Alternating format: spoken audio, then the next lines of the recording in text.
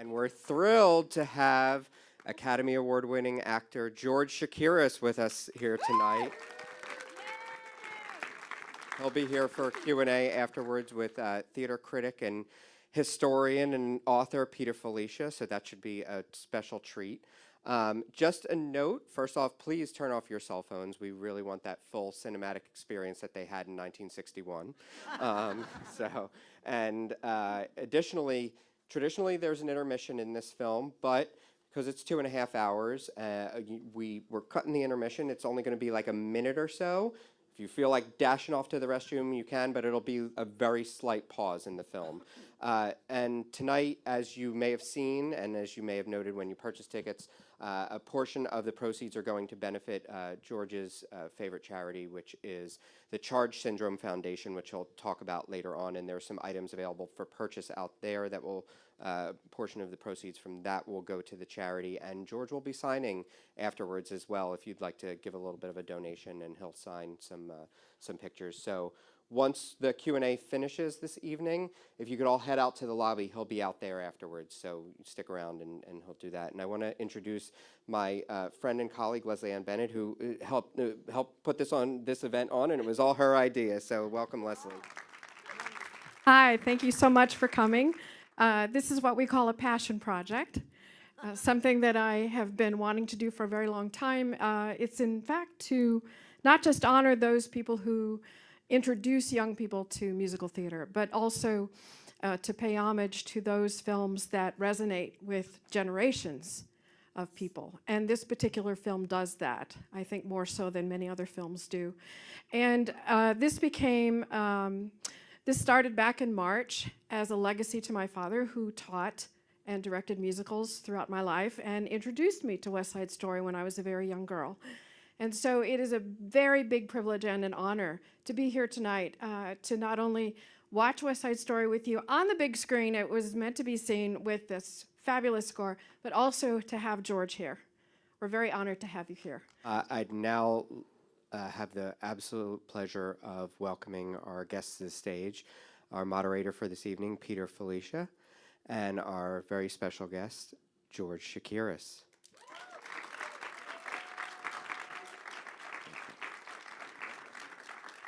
Nope.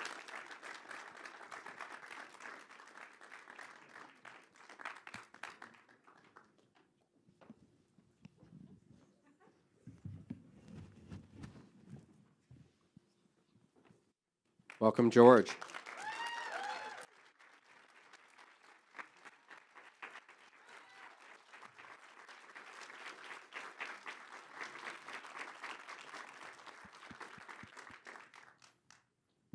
And Peter is making his way up. Okay. Well, every time I see this, I have the same.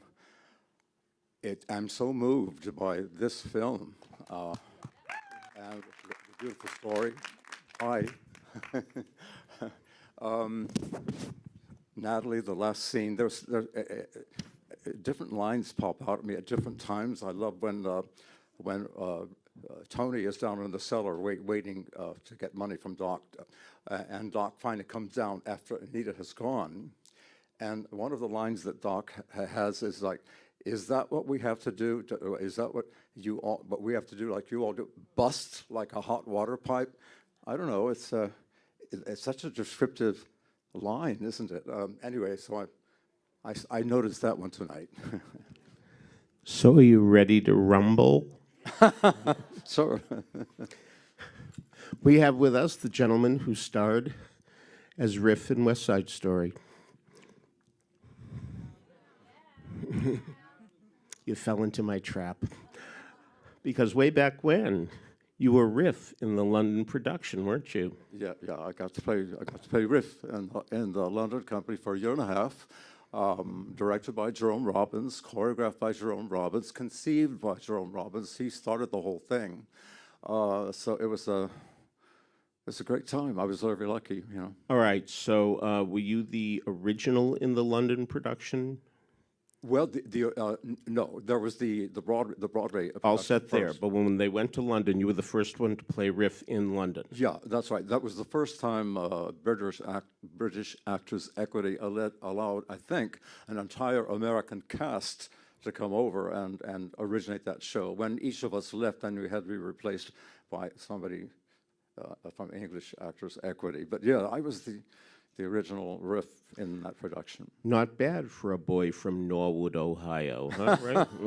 Not bad at all. I was really lucky. Yeah. Now, one of the most pungent lines you have in this movie is, "In America, nothing is impossible," and of course you're being wonderfully sarcastic when you say it. But the dreams that didn't come true for Bernardo did come true for you, didn't they? Well, how do you mean? Well, a boy from Norwood, Ohio. I can't imagine there are many Oscar winners from Norwood, Ohio, right? Yeah, yeah. Well, yeah, one of the things that occurred to me in watching this film too is my parents were immigrants from the old country, not from. So my brothers and sisters and I are first generation, and so we were blessed that they came over when they did. You know. A lot of kids in your family, right? Many children? I'm sorry? In your family, there were many children, right? Yeah, there were 7 of us, actually 8. 4 boys and 4 girls. Yeah, there were quite a few. And And Chakiris, which was great, by the way. that's nice to hear. Yeah. Chakiris is the real name? Yes, Uh-huh. it is, yeah. Does it mean something in Turkish? Does it mean future Oscar winner? Or, If it does, I don't know. I should know, shouldn't I? But I don't know, yeah. All right, take us back to auditioning for this. When did you first hear there was something called West Side Story? I had been working as a chorus dancer in Hollywood movie musicals in the early 50s and up to 1957, 57. And work had pretty much dried up for dancers in Los Angeles because of television. And those musicals, the great movie musicals, kind of stopped. So I got a one-way ticket to New York, having no idea what I was going to be doing here, only that I knew I had to make a change. And some friends of mine put me up on the couch in their living room, so I had a place to stay. But one of them was a dancer, and the other one worked for Roger L. Stevens, who was one of the producers of West Side Story in the theater in New York. So they knew everything that was going on. And one of the things that was going on was Jerome Robbins, the genius choreographer and other things as well, was auditioning people to replace whoever left the New York company and to form the London company.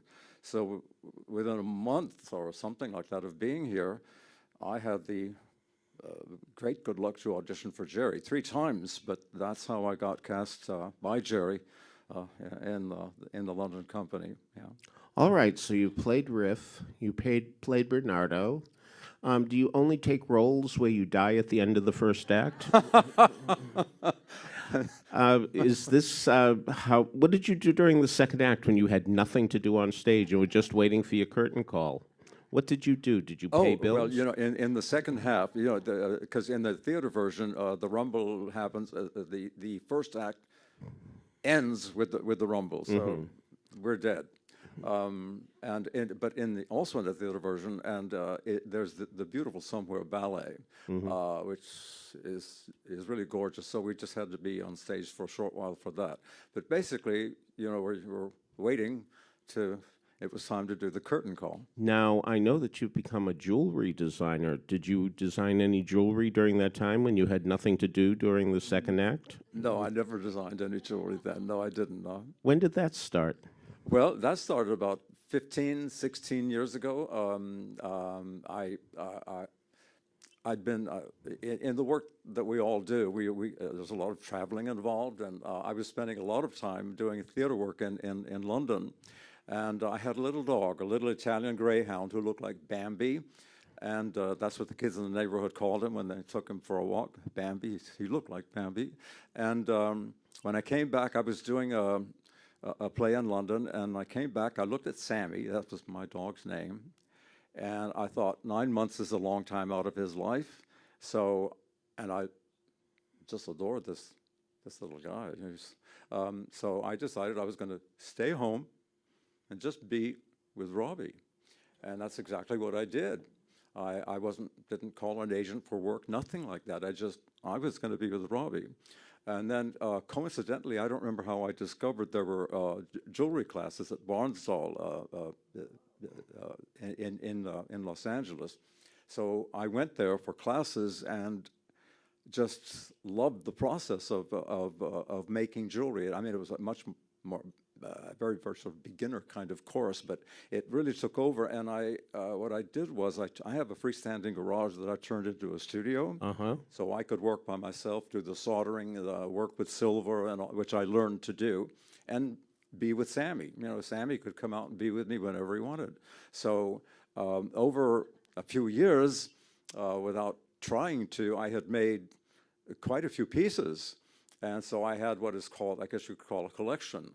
And I got very friendly with people in the downtown jewelry district of Los Angeles and manufacturers there, and they put me in touch. Sorry for this very long story, but they put me in touch with the Japanese distributor, who liked my stuff and decided that he would sell it in Japan, which he's done, and that's been going on for few years. So I've had a little bit of success with the jewelry. I mean, so it became more than a hobby.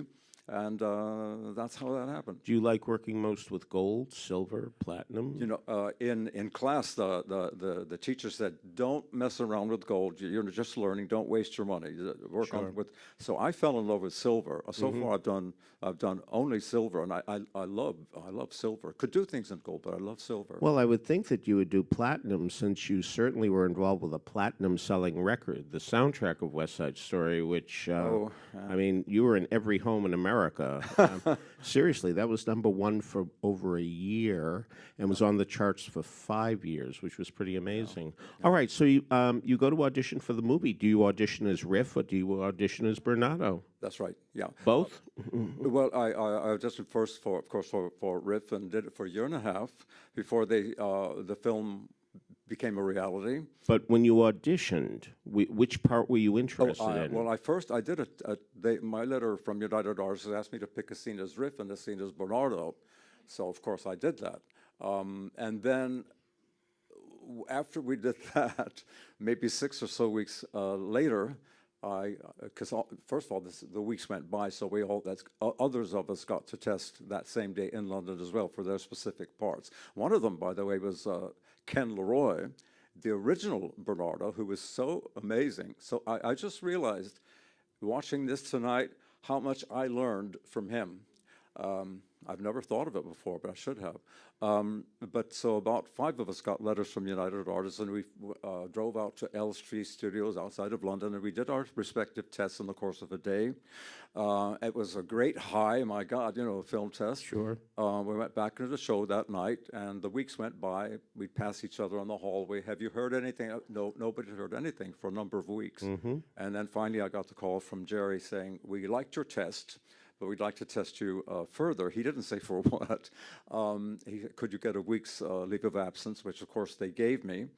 I flew home and I tested as Bernardo with a lovely girl called Barbara Luna, who was a really hot contender for the role of Anita.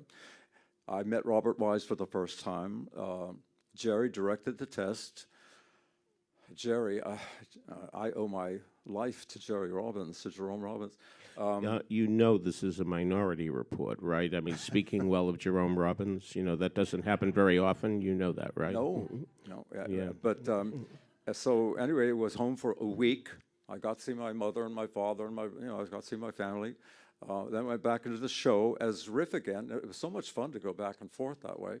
And then the weeks started to go by, and it took, let's see, I got a letter from Robert Wise saying, "We're sorry we haven't let you know anything, but we feel we have to cast the role of Maria before we cast her brother."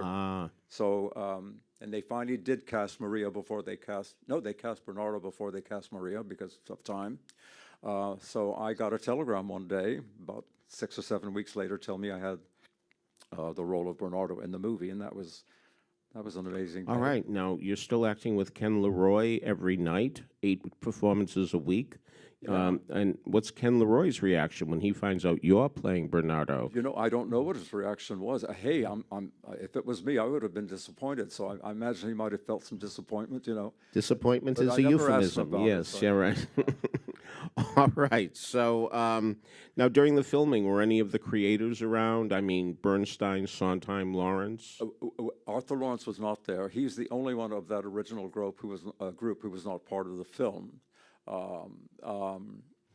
Stephen Sondheim was, of course, Jerry. Jerry was the only one who was there because he was co-directing with Robert Wise, so he was with us all the time. Well, not all the time, right? I mean, because eventually.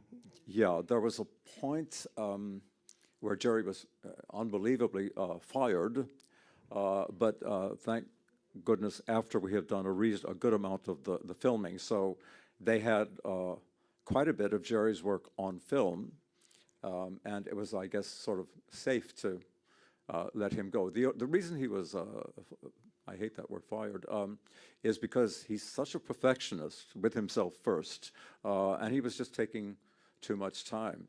I remember Rita saying once about Jerry, she said it must have been so hard for him when they said cut and print, because then it was on to the next thing, because his imagination was endless. Being a perfectionist, he could always keep working on something forever. Yeah. Now, looking at you now, you seem a little more light-skinned than you do in the movie. We all are. We all are. You know, I noticed even the Jets are darker than they are in real life. But yes, yeah. Well, what they needed to do for the film, and of course, Irene Sheriff had different color codes for the Jets and for the Sharks. But I've always, I remember the very first day of filming, it was that shot of me on against that red brick wall. Jerry was on the other side of the camera directing that, and at one point he said, "He's not dark enough," so they came up and made me a little darker. But I think it was important in the storytelling to know who you were looking at without anybody saying anything. Okay, that's a jet and that's a shark. That's a Puerto Rican. That's not. It's not.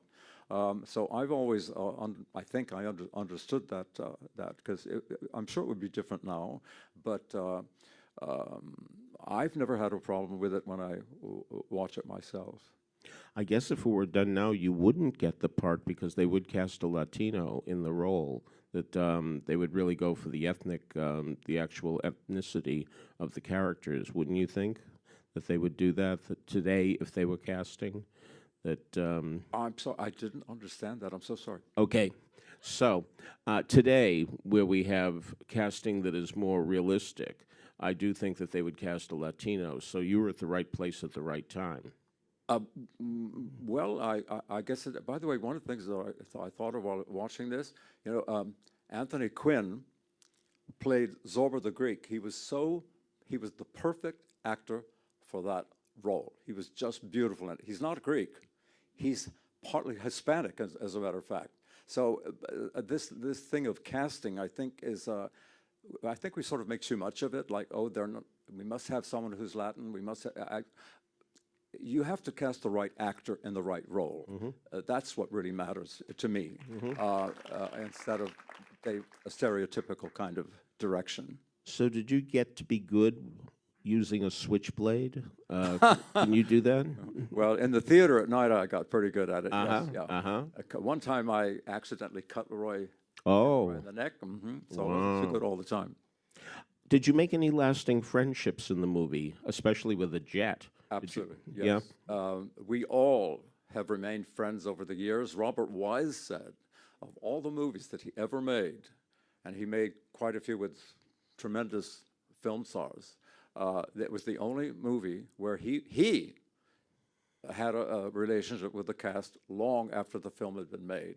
There was something about this movie that just we loved working.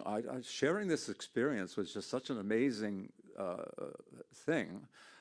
We all loved what we were doing, and I think that sort of spilled over onto everybody on the set, not just the people in front of the camera, but everybody. So it was a very, very special bonding kind of experience.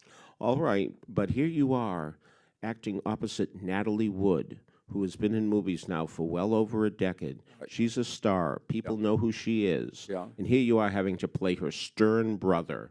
Was it tough for you to assume that role, saying, "Wait a minute, this is Natalie Wood, and here I am telling her what to do"? No, because we were acting, of course, and it was so easy to feel protective of her. Uh-huh. I could have done that in real life. So we're told that she didn't quite get along with Richard. How do you pronounce his last name, by the way? Richard Beamer? Yes, Beamer. Beamer. Yeah. Like By the way, BMWs? I'm sorry. Yeah. Okay, go ahead. I'm sorry I interrupted you. Yes. I hate to say anything that's even remotely not that. Natalie, this is, I've never heard this firsthand. This was rumor, so it's probably true, but who knows? That Natalie wanted either her husband, Robert Wagner, or Warren Beatty, that's to play Tony. She didn't like Richard, not him personally. She just wanted someone else. She tried to get him replaced. I think she stayed sick for a couple of days, but that didn't work. So of course she had to play opposite Richard, and but I am told that she never spoke to him, and it was his first big movie, and he was basically working alone, really. But he's wonderful in it. But I think now, today, if we were talking to her, she'd say, "I don't know why I did that. That was so stupid of me." And Richard would say, "Why didn't I speak to her?" He said that to me once. But these things happen, and everybody gets over it. Okay. Now, when you were filming in what is now the Lincoln Center area of New York City, right. At the end of the day, did you guys ever walk around and run into a real gang of New York punks and who challenged you to a fight? Yeah, well, they were around, absolutely. And real gang members. Real gang members, yes. And what the production really smartly did is they used these young guys to block off the streets and not let anyone come into the street who shouldn't be there. So it was really a smart way to get their help and to not have any trouble at the same time. Yeah. If you can't lick 'em, join 'em. Yeah, I guess that's what that means. All right, the Rumble scene, was that much improvised? Was that choreographed down to the last step? It's all choreographed. The Rumble is exactly as it always was in the theater. It's exactly the same routine, so to speak. Now, that was a very hot summer in New York. You guys must have sweated a great deal. Yes. Yeah, I remember when I was playing Riff and we were rehearsing the Rumble, and I was told, get some pads for your hips. You're going to need it in rehearsal because you're going to be falling on your hips and so on. And I never got the pads. And I remember in London, after we opened, at night I had bruises, yellow, black, blue on both hips, and I would wake up at night because the stinging of it would wake me up, and that went away. But I should have gotten the pads. But yes, it was the smart thing is to wear pads, which I didn't do.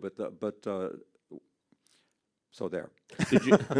Did you go through many costumes, many shirts, many pants? Did that happen a great deal? No. No. Okay, fine. All right. Now it's time for awards season. Okay. And do you remember where you were when you heard that you were nominated for an Oscar? The first time I heard West Side Story was the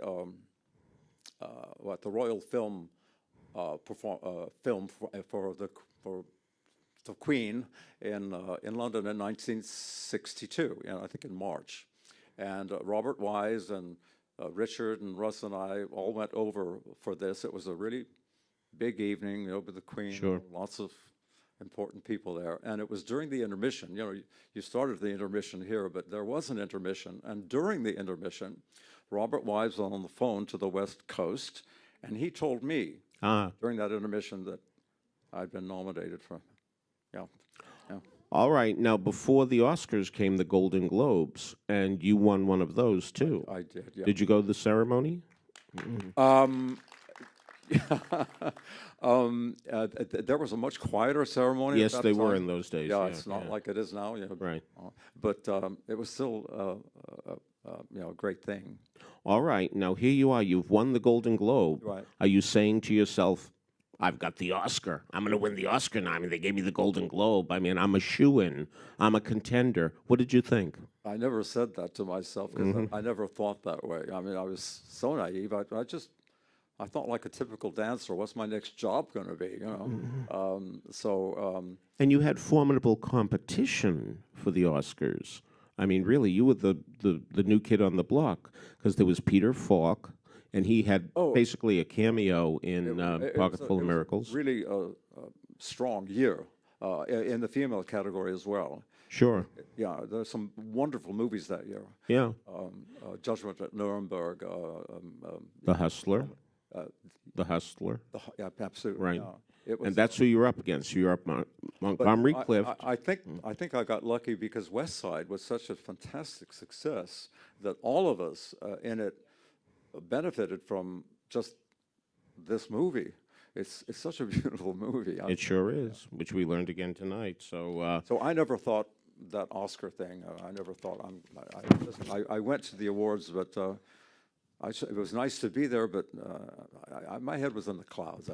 I wasn't very smart.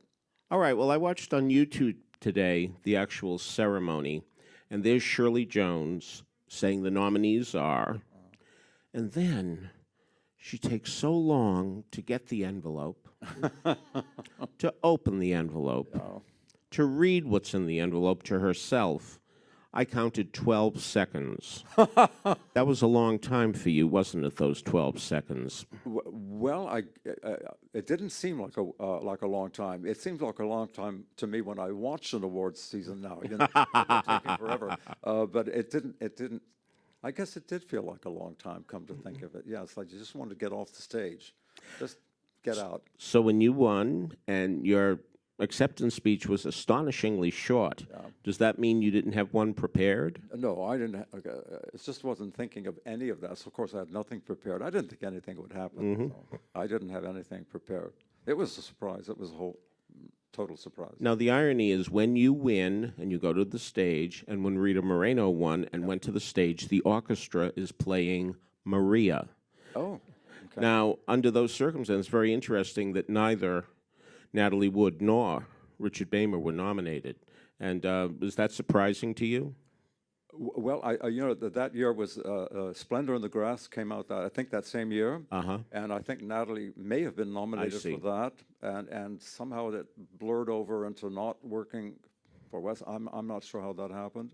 But and she's so beautiful in West Side Story and Splendor in the Grass. But is that what you asked me? Yeah. Okay. Yeah. Okay. All right. Now, here you are tonight for this wonderful charity. Yeah. So how did you get involved with this?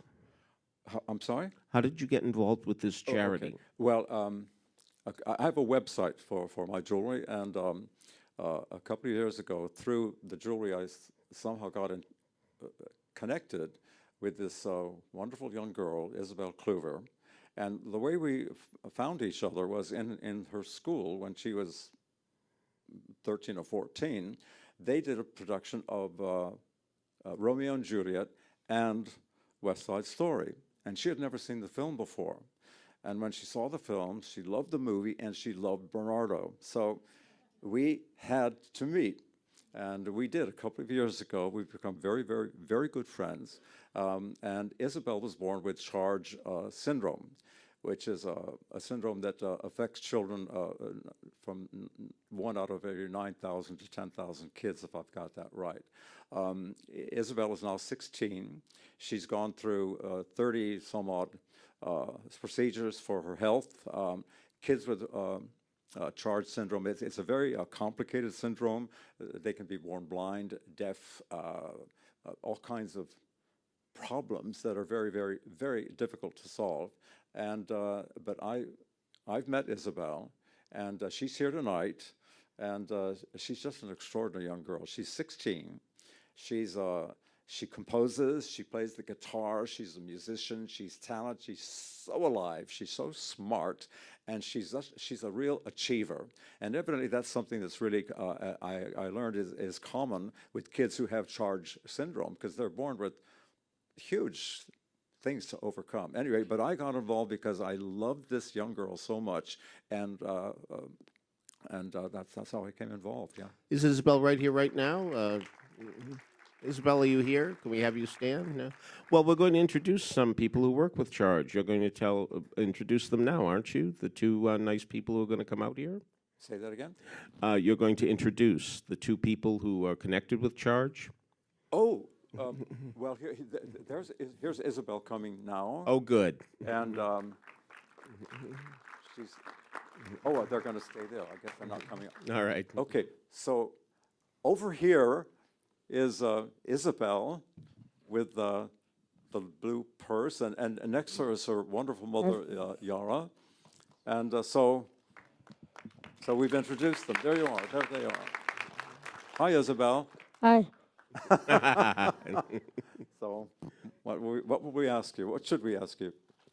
Why don't you talk about how Charge syndrome has been for you, what you've been through?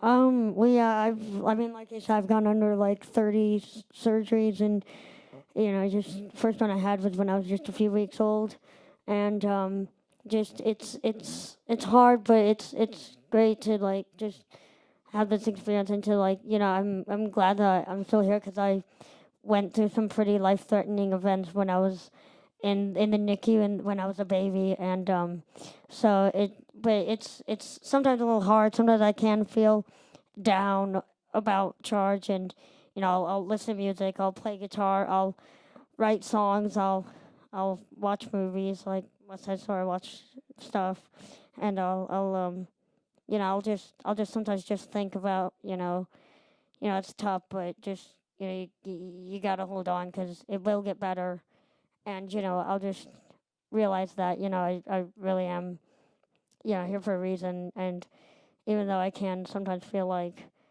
maybe I was like sort of I was born sort of I don't know how to put it, but just kind of I don't know, just feel useless sometimes, just feel like I was not meant to be born because I have this syndrome. And so I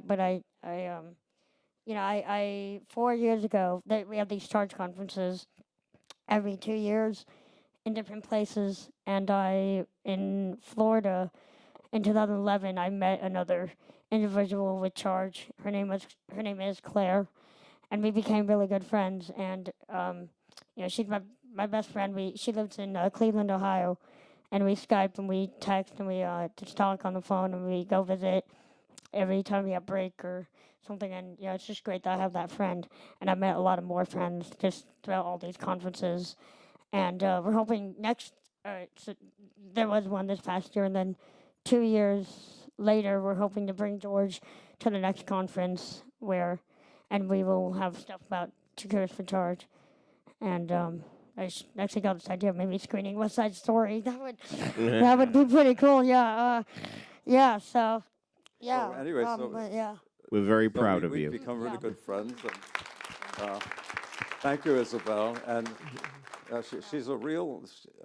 She really accomplishes so much, and with her talent, with her as a musician, she's a writer and so on.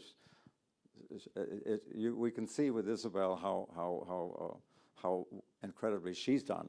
She has really incredible, and her mother Yara. Yara is so fantastic. They're like sisters. I mean, the communication between the two of them is so awesome and so wonderful to see. It really is. Yeah. Thank you, Yara, and thank you, Isabel. And I just wanted to say that we are taking donations for the Charge Syndrome Foundation.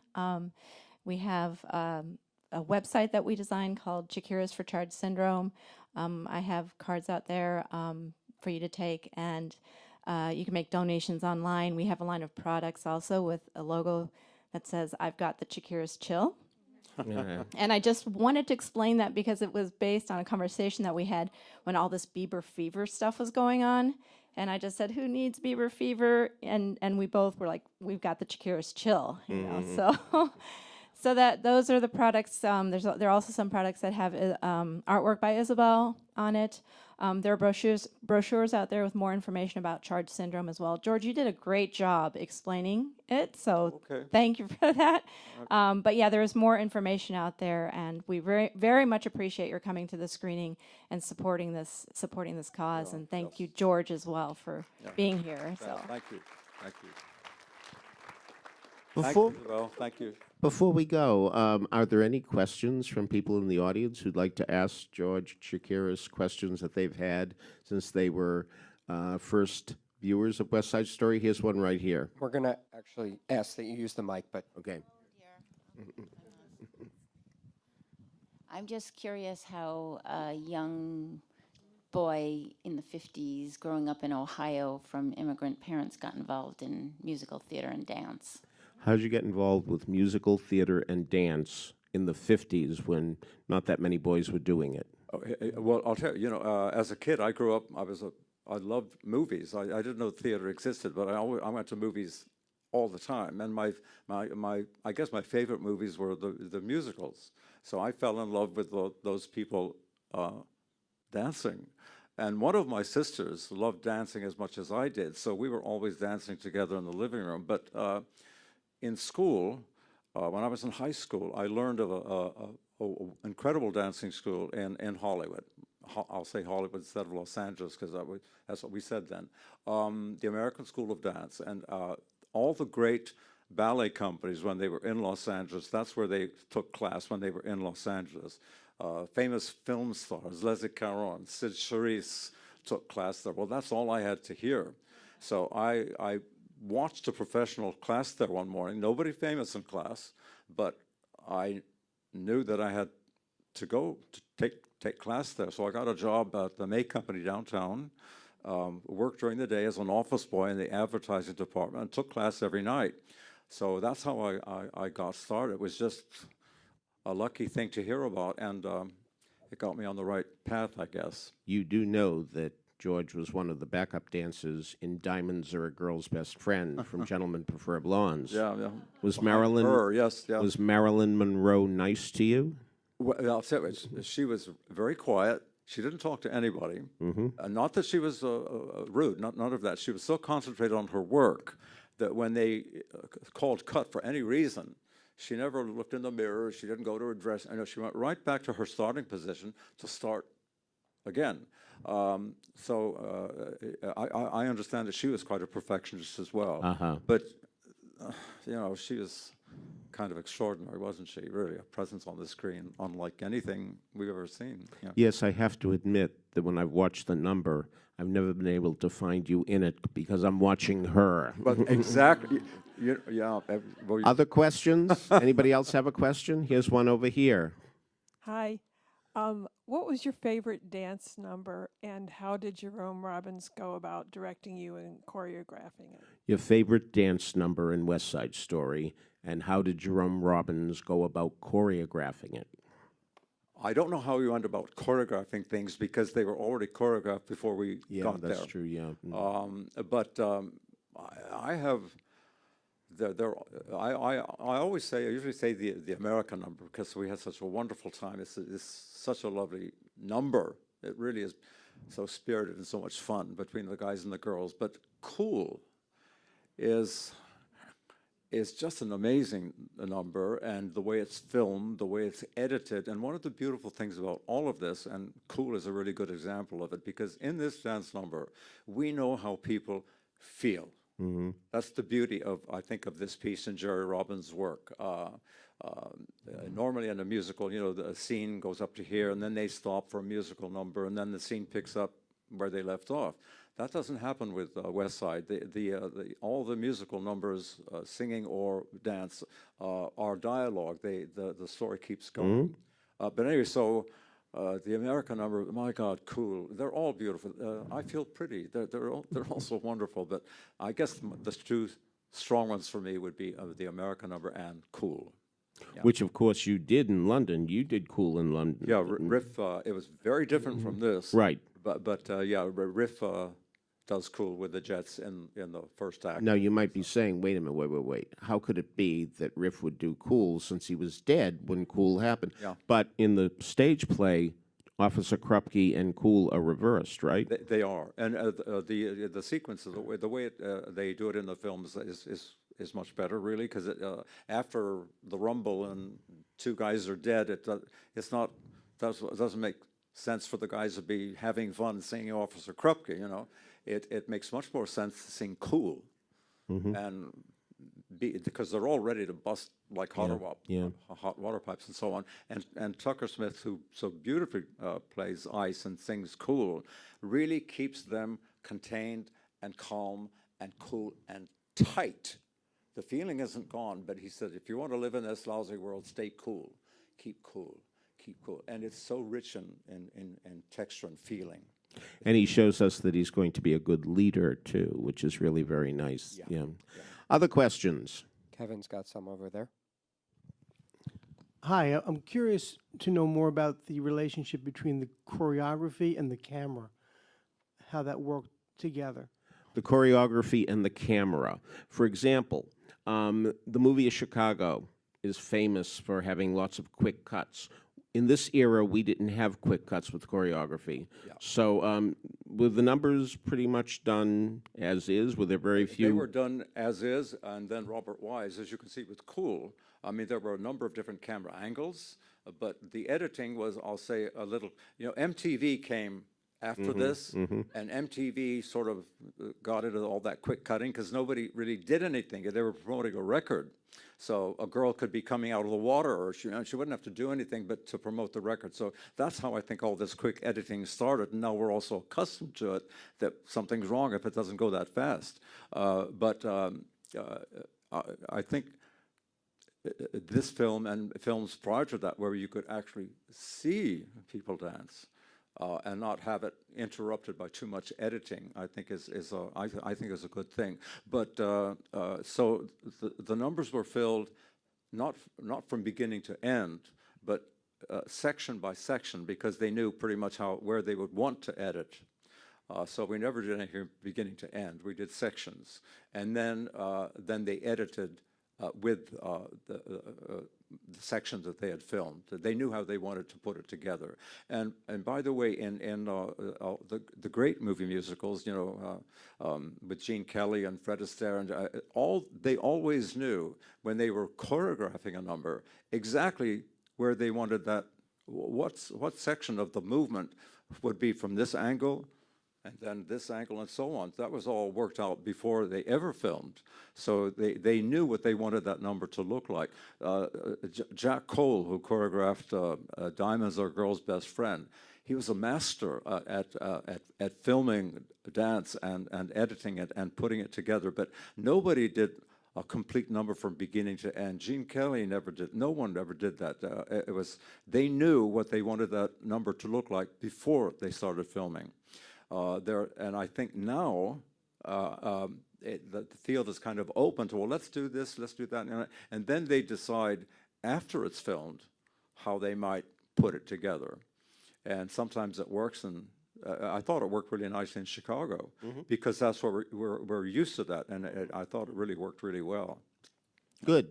Anybody else? Right here. Whoop. We're going to use the mic.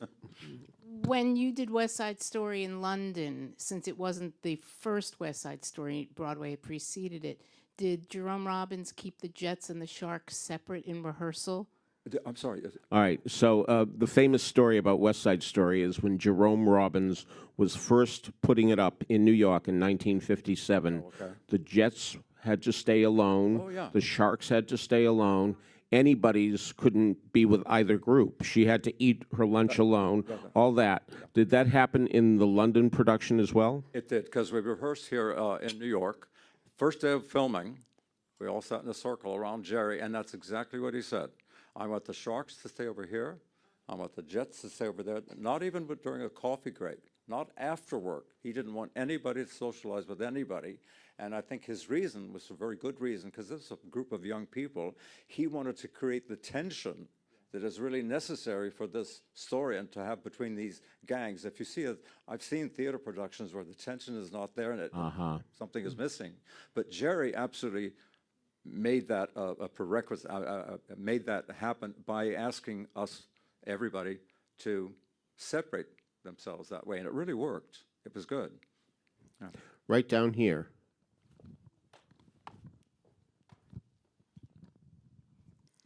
Thanks. Well, as a follow-up to that, I asked pretty well this question last night when I learned for the first time that you played Riff in London before you played Bernardo in the film. How is it then? How did you psychologically and as an actor professionally manage to... You played both sides. Jerry Robbins didn't get his wish with you. You switched sides. You got to eat at the other side's lunch table. How did you do it? How were you able to embody Bernardo after you had been hating his guts? Well, you know, I really love Bernardo. I really empathize with somebody who's looked on badly, and I remember in school, when I was in high school, I went to, you know, in high school then it was pretty different to what it's like from the schools we can see now. But I always felt badly for kids who were not part of the group, somebody who was not asked to be in a fraternity and all that stupid stuff. But I always felt a kind of empathy for anybody who was, quote unquote, a kind of an underdog in any kind of situation. So that's one of the things that I've felt about Bernardo, and I thought he could be the outcast here, so to speak, because he and his family come to this country, and the dialogue says, who got me the first day I got here? So it was easy for me to personalize that and sympathize with it, and I loved doing that. Having that role. Also, I got to watch Ken Leroy for a year and a half, so I could draw on some of the things I learned from him as well. He was fantastic. So it wasn't a huge jump for me at all. It was a kind of a natural, nice move that I was fortunate to be able to make. You know, so. Do you prefer Riff, having played both? Do you prefer having played Riff or Bernardo? I probably Bernardo. I think I'm more. Let's see. If I was in the theater version, how would I feel about playing Riff? Well, first of all, I'd be too old. But no, Doc is still available. You know, so. But well, I'll tell you, in the theater version, Riff is a slightly better role than Bernardo. Okay. In the film version, because the guys get to be in the American number and so on, the role of Bernardo is enhanced a bit. So in the theater version, if you play Riff, you're better off than if you play Bernardo. But in the film version, we got very lucky with how it was adapted for the screen. Good. Well, we have to say thank you to George Chakiris, who is a great actor, a great singer, a great dancer, and as we've learned, a great humanitarian. Thank you very much. Thank you. Thank you. Thank you. Thank you for coming. Well, a boy from Norwood, Ohio. I can't imagine there are many Oscar winners from Norwood, Ohio, right? Yeah, yeah. Well, yeah, one of the things that occurred to me in watching this film, too, is my parents were immigrants from the old country, not from... Mm-hmm. So my brothers and sisters and I are first generation, and so we were blessed that they came over when they did. You know, a lot of kids in your family, right? Many children.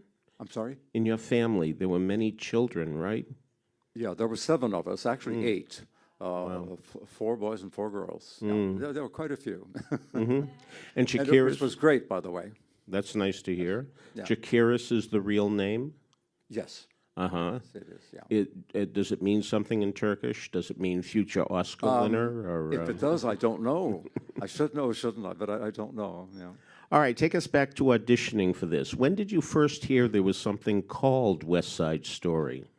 I had been working as a chorus dancer in Hollywood movie musicals and the early 50s and up to 1957, 57, and work had pretty much dried up for dancers in Los Angeles because of television. And those musicals, the great movie musicals, kind of stopped. So I got a one-way ticket to New York, having no idea what I was going to be doing there, only that I knew I had to make a change. And some friends of mine put me up on the couch in their living room, so I had a place to stay. But one of them was a dancer, and the other one worked for Roger L. Stevens, who was one of the producers of West Side Story in the theater in New York. So they knew everything that was going on. And one of the things that was going on was Jerome Robbins, the genius choreographer and other things as well, was auditioning people to replace whoever left the New York company and to form the London company. So within a month or something like that of being here, I had the great good luck to audition for Jerry 3 times, but that's how I got cast by Jerry in the London company. Yeah. All right, so you played Riff, you played Bernardo. Do you only take roles where you die at the end of the first act? Is this what did you do during the second act when you had nothing to do on stage and were just waiting for your curtain call? What did you do? Did you pay bills? Well, you know, in the second half, you know, because in the theater version, the rumble happens. The first act ends with the rumble, so we're dead. But also in the theater version, and there's the beautiful Somewhere ballet, which is really gorgeous. So we just had to be on stage for a short while for that. But basically, you know, we're waiting to. It was time to do the curtain call. Now, I know that you've become a jewelry designer. Did you design any jewelry during that time when you had nothing to do during the second act? No, I never designed any jewelry then. No, I didn't. No. When did that start? Well, that started about 15, 16 years ago. I'd been in the work that we all do. There's a lot of traveling involved, and I was spending a lot of time doing theater work in London. And I had a little dog, a little Italian greyhound who looked like Bambi, and that's what the kids in the neighborhood called him when they took him for a walk. Bambi, he looked like Bambi. And when I came back, I was doing a play in London, and I came on, and one of the lines that Doc has is like, "Is that what we have to do? Is that what we have to do like you all do? Bust like a hot water pipe?" I don't know. It's such a descriptive line, isn't it? Anyway, so I noticed that one tonight. So are you ready to rumble? Sure.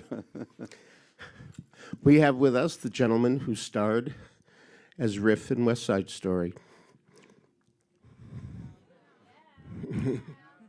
You fell into my trap. Because way back when, you were Riff in the London production, weren't you? Yeah. I got to play Riff in the London company for a year and a half. Directed by Jerome Robbins, choreographed by Jerome Robbins, conceived by Jerome Robbins. He started the whole thing. So it was a great time. I was very lucky, you know. All right, so were you the original in the London production? Well, no, there was the Broadway. All set there, but when they went to London, you were the first one to play Riff in London. Yeah, that's right. That was the first time British Actors Equity allowed, I think, an entire American cast to come over and originate that show. When each of us left, then we had to be replaced by somebody from English Actors Equity. But yeah, I was the original Riff in that production. Not bad for a boy from Norwood, Ohio, huh? Right? Not bad at all. I was really lucky. Yeah. Now, one of the most pungent lines you have in this movie is, "In America, nothing is impossible," and of course you're being wonderfully sarcastic when you say it. But the dreams that didn't come true for Bernardo did come true for you, didn't they? Well, how do you... And we're thrilled to have Academy Award-winning actor George Chakiris with us here tonight. He'll be here for Q&A afterwards with theater critic and historian and author Peter Filichia, so that should be a special treat. Just a note, first off, please turn off your cell phones. We really want that full cinematic experience that they had in 1961. Additionally, traditionally there's an intermission in this film, but because it's 2.5 hours, we're cutting the intermission. It's only going to be like a minute or so. If you feel like dashing off to the restroom, you can, but it'll be a very slight pause in the film. And tonight, as you may have seen, and as you may have noted when you purchased tickets, a portion of the proceeds are going to benefit George's favorite charity, which is the Charge Syndrome Foundation, which he'll talk about later on. And there's some items available for purchase out there that will, portion of the proceeds from that will go to the charity. And George will be signing afterwards as well if you'd like to give a little bit of a donation, and he'll sign some pictures. So once the Q&A finishes this evening, if you could all head out to the lobby, he'll be out there afterwards. So stick around and he'll do that. And I want to introduce my friend and colleague, Leslie Ann Bennett, who helped put this event on, and it was all her idea. So welcome, Leslie. Hi, thank you so much for coming. This is what we call a passion project, something that I have been wanting to do for a very long time. It's in fact to not just honor those people who introduce young people to musical theater, but also to pay homage to those films that resonate with generations of people. And this particular film does that, I think more so than many other films do. And this started back in March as a legacy to my father, who taught and directed musicals throughout my life and introduced me to West Side Story when I was a very young girl. And so it is a very big privilege and an honor to be here tonight to not only watch West Side Story with you on the big screen, it was meant to be seen with this fabulous score, but also to have George here. We're very honored to have you here. I'd now have the absolute pleasure of welcoming our guests to the stage, our moderator for this evening, Filichia, and our very special guest, George Chakiris.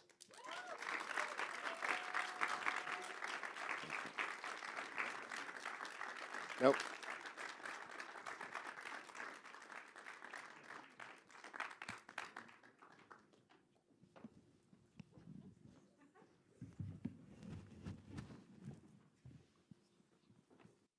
Welcome, George.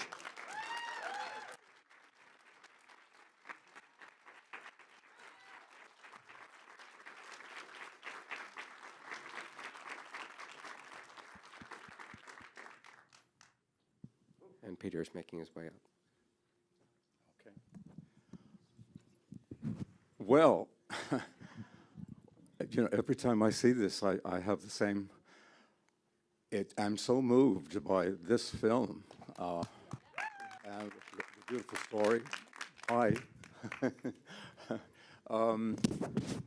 Natalie, the last scene, there's different lines pop out at me at different times. I love when